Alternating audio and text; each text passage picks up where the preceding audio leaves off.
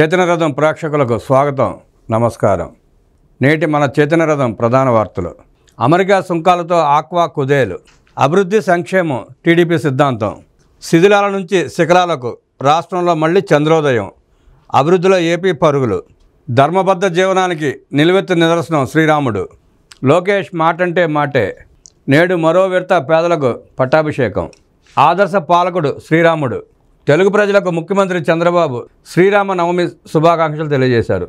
ఈ సందర్భంగా ఆయన ఎక్స్లో పోస్ట్ చేశారు. ప్రజల మాటకు విలువనిచ్చిన పాలనతో ఆనాడే ప్రజాస్వామ్య ప్రాధాన్యతను శ్రీరామచంద్రుడు తెలియజేశారని సీఎం చంద్రబాబు అన్నారు. పాలకుడు ఎప్పుడూ ప్రజలకు ఆదర్శనీయుడిగా ఉండాలని తన పాలన ద్వారా తెలియజేసిన సుగుణాభిరాముని చరిత్రను ఈ సందర్భంగా మననం చేసుకుందామన్నారు. వాడవాడలా జరిగే నవమి వేడుకలు గ్రామాల్లో కొత్త శోభను ఆవిష్కరించాలని కోరుకుంటున్నానని, ఆ సీతారాముల కరుణతో ప్రజలందరూ ఆనంద ఆరోగ్యాలతో చల్లగా ఉండాలని కోరుకుంటూ మరోసారి అందరికీ సీఎం చంద్రబాబు పండగ శుభాకాంక్షలు తెలియజేశారు. దార్శనికుడి పాలనలో ఆంధ్రప్రదేశ్ రాష్ట్రం విధ్వంసం నుంచి వికాసానికి పరుగులు తీస్తోంది. అరాచకం నుంచి అభివృద్ధి దిశగా వేగంగా పయనిస్తోంది. ఆంధ్రప్రదేశ్ అభివృద్ధికి జగన్ అసమర్థ విధ్వంసపూరిత రాజకీయమే ప్రధాన అడ్డంకి అనే విషయం మరోసారి నిరూపితమైంది. అభివృద్ధి కోసం అవసరమైన నిర్ణయాలు తీసుకుంటే ఏపీ పరుగులు పెడుతుందని మరోసారి రుజువైంది. కూటమి ప్రభుత్వం అధికారంలోకి వచ్చిన తర్వాత ముఖ్యమంత్రి చంద్రబాబు సమర్థ నాయకత్వంలో 2024-25 ఆర్థిక సంవత్సరంలో భారతదేశంలో రెండవ అత్యధిక వృద్ధి రేటును ఏపీ సాధించింది. మొదటి స్థానంలో తమిళనాడు ఉంది. తమిళనాడు తర్వాత మన రాష్ట్రమే ముందుంది. దేశంలో వృద్ధి రేటు పరంగా టాప్ లిస్టులోకి ఆంధ్రప్రదేశ్ వచ్చింది. 2024-25 సంవత్సరానికి సంబంధించిన గ్రోత్ రేటులో ఏపీ రెండవ స్థానంలో ఉంది. కాన్స్టెంట్ ప్రైసెస్లో 8.21% గ్రోత్ రేటుతో దేశంలో రెండవ స్థానంలో నిలిచింది. 9.69% గ్రోత్ రేటుతో దేశంలో మొదటి స్థానంలో తమిళనాడు ఉంది. ఏపీ గ్రోత్ రేటును నిర్ధారిస్తూ central ministry of statistics and programme implementation నివేదికలో ప్రస్తావించింది. వైసీపీ హయాంలో ఏపీలో కేవలం 6.19% గ్రోత్ రేట్ మాత్రమే ఉంది. ఏడాది కాలంలో 2.02% పెరిగి 8.21%గా నమోదైంది. కరెంట్ ప్రైసెస్ విభాగంలో 12.02%గా ఏపీ గ్రోత్ రేట్ నమోదైంది. విస్తృత అధ్యయనం తర్వాతే కేంద్రం ఈ గణాంకాలను విడుదల చేస్తుంది. జిఎస్డిపి డేటాను తీసుకుని అంచనా వేస్తుంది. ఒక రాష్ట్రంలో ఉత్పత్తి అయ్యే వస్తువులు, సేవల మొత్తం విలువే జిఎస్డిపి. 15% వృద్ధి రేటు లక్ష్యం. ఆంధ్రప్రదేశ్ను ఒకవైపు విభజన గాయం మానకముందే ఆర్థిక కష్టాలు చుట్టుముట్టాయి. అయినా విజనరీ లీడర్ చంద్రబాబు నాయకత్వంలో 2017-18 నాటికి అద్భుతమైన రెండంకెల 10.09% వృద్ధి రేటును సాధించి దేశం దృష్టిని ఆకర్షించాం. కానీ ఆ తర్వాత 2019లో అబద్ధాలతో ప్రజలను నమ్మించి అధికారంలోకి వచ్చిన జగన్ రెడ్డి ప్రజావేదిక కూల్చివేతతో విధ్వంసం మొదలుపెట్టి అభివృద్ధిని విస్మరించి ఇసుకకు కృత్రిమంగా కొరత సృష్టించి ధరలు పెంచి సామాన్యుడి నడ్డి విరిచారు. రాష్ట్రంలో అభివృద్ధి కుదేలైంది.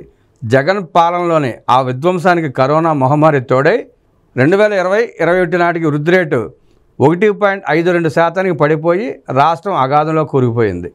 2024లో అఖండ మెజారిటీతో చంద్రబాబు నేతృత్వంలో కూటమి ప్రభుత్వం అధికారంలోకి వచ్చిన తర్వాత 15% వృద్ధి సాధించాలని దిశానిర్దేశం చేశారు. స్వర్ణాంధ్ర 2047 దార్శనిక పత్రాన్ని విడుదల చేశారు.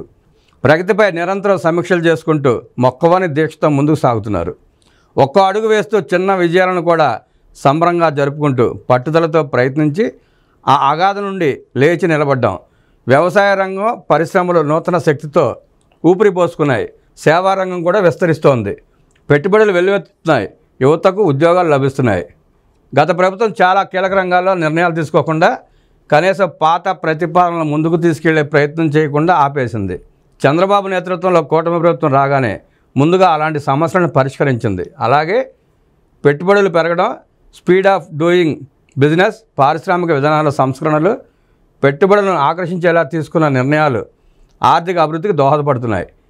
కూటమి ప్రభుత్వం కొలువుదీరిన 8 నెలల్లోనే రాష్ట్రానికి దాదాపు 6.5 లక్షల కోట్ల మేర పెట్టుబడులకు ప్రతిపాదనలు వచ్చాయి. ఇవన్నీ ఆచరణలోకి వస్తున్నాయి కూడా. వీటి వల్ల రాష్ట్ర యువతకు 4 లక్షలకు పైగా ఉద్యోగాలు వస్తాయి.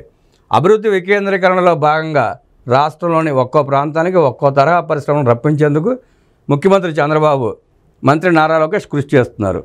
వారి ప్రయత్నాల ఫలితంగా పెట్టుబడులు రావడమే కాకుండా రాష్ట్రంలోని అన్ని ప్రాంతాలకు అవి విస్తరిస్తున్నాయి. తద్వారా రాష్ట్ర సర్వతోముఖాభివృద్ధికి బాటలు పడుతున్నాయి. ఈ స్పీడ్ కొనసాగితే రానున్న రోజుల్లో ఏపీ తమిళనాడును కూడా మించిపోతుంది. 2014-19 మధ్య కూడా ఏపీ అభివృద్ధిలో పరుగులు తీసింది. కానీ వైసీపీ హయాంలో పూర్తిగా నిర్వీర్యమైంది. ప్రస్తుతం ప్రపంచవ్యాప్తంగా ప్రతికూల పరిస్థితుల్లో కూడా మనకు పెట్టుబడులు వస్తున్నాయి. ఇప్పటికే సమీకరించుకున్న వేల కోట్ల నిధులతో రాజధాని పనులు మొదలవుతున్నాయి. పోలవరంతో పాటు మౌలిక వసతుల నిర్మాణాలు మొదలయ్యాయి. దేశానికి గ్రోత్ ఇంజిన్ అవుతున్న ఏపీకి చంద్రబాబు నాయకత్వం ఉన్నంతకాలం అభివృద్ధిలో పరుగులు తీయటం ఖాయం. ఈ సందర్భంగా రాష్ట్రానికి వస్తున్న పరిశ్రమల వివరాలు. టాటా కన్సల్టెన్సీ విశాఖపట్నం పెట్టుబడి ఉద్యోగాలు 10,000. ఈకోరెన్ ప్రాంతం అనంతపురం పెట్టుబడి 567 కోట్లు ఉద్యోగాలు 170. ప్రాంతం అనంతపురం కడప 227 కోట్లు ఉద్యోగాలు 1725.